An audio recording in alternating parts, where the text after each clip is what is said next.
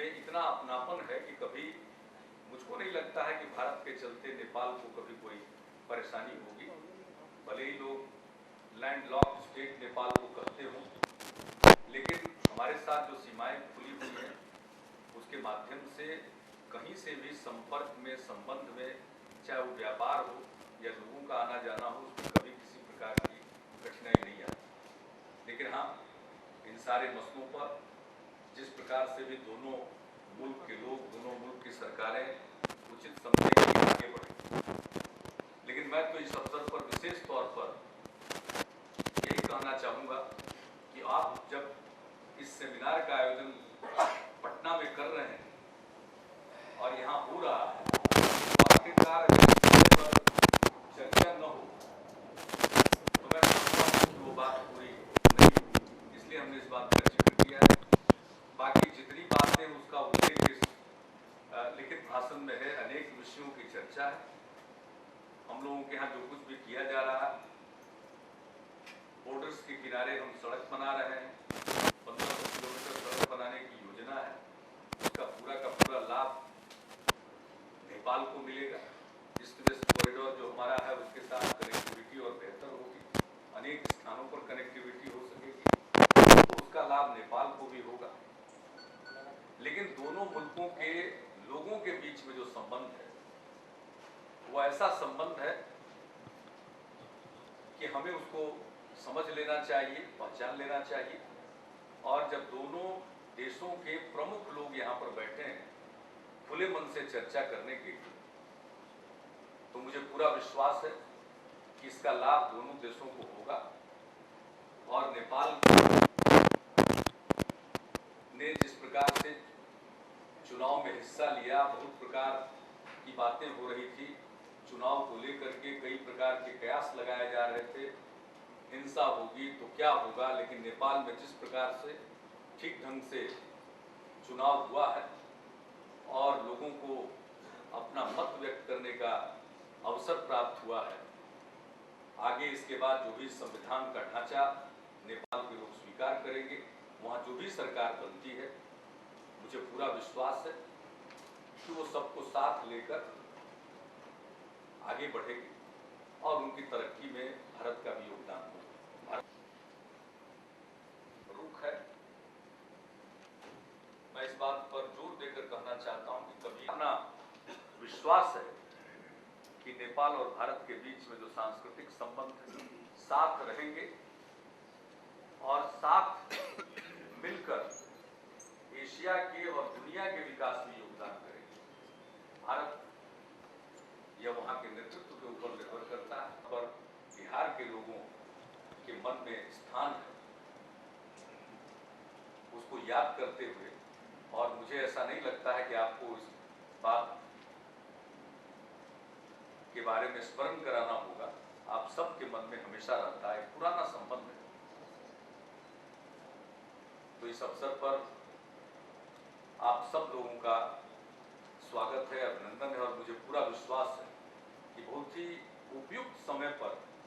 यह सेमिनार हो रहा है और उसमें नेपाल के विभिन्न क्षेत्रों से, विभिन्न राजनीतिक दलों के डेलीगेट्स आए हुए हैं।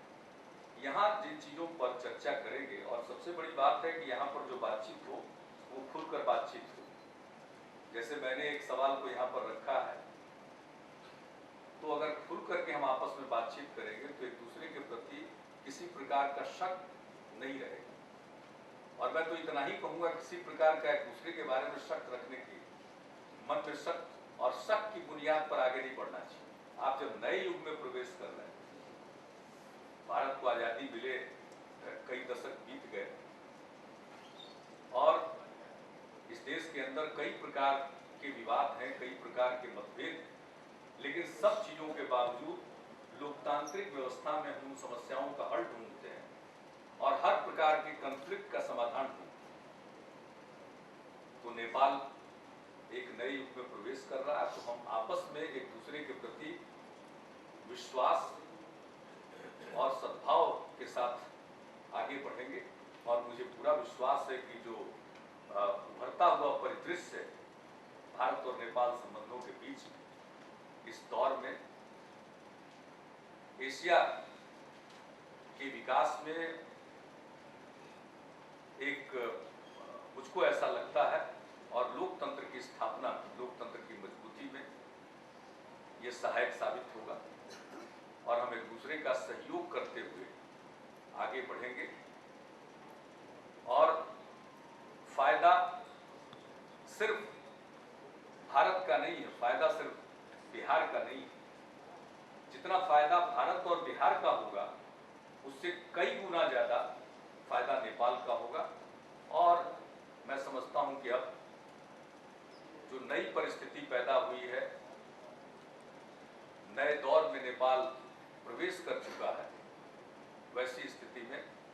इस पर नए सिरे से लोगों को सोचना चाहिए, विचार करना चाहिए। वहाँ के जनमत में अगर कोई बात है तो इसके बारे में बहुत ही क्लैरिटी होनी चाहिए और मैं तो इस बात की वकालत करूंगा कि जल प्रबंधन के लिए कोई काम हो तो किसी भी प्रकार की शंका हो भविष्य को लेकर के, तो उसके बारे में प्रारंभ में ही इस प्रकार के एग्रीमेंट होना चाहिए कि उसको लेकर किसी के मन में किसी प्रकार की शंका और शक की गुंजाइश न रहे। तो इन्हीं शब्दों के साथ आप सबका स्वागत है। कल तक आप यहाँ बैठेंगे और बैठने के बाद जो इस सेमिनार के नतीजे होंगे वो सचमुच आगे आने वाले समय में भारत नेपाल संबंधों को मजबूती प्रदान करेंगे और मुझको ऐसा लगता है कि किसी प्रकार का शक नहीं रहेगा। बहुत ही विश्वास और मैत्री और सद्भाव के बुनियाद पर हम आगे बढ़ेंगे और मिलकर के हम विश्व शांति में अपना योगदान देंगे। तो इन्हीं शब्दों के साथ एक बार पुनः आप सभी डेलीगेट्स का मैं अपनी तरफ से कल के सेमिनार का आयोजन पहली बार किया जा रहा है कि बढ़ता जाए और हम आपस में जितना मिलेंगे, जितना बैठेंगे, कि आंख के सामने जितना मिलेंगे और बैठेंगे उतना ही दोनों, और खास करके पानी के प्रबंधन के लिए, जल के प्रबंधन के लिए अगर कोई बात बनती है तो मैं समझता हूँ कि नेपाल के साथ साथ बिहार भी तरक्की कर सकेगा। तो इसी के साथ मैं अपनी बात को यही समाप्त करते हुए औपचारिकता निभाते हुए मैं इस सेमिनार का उद्घाटन करता हूँ। हालांकि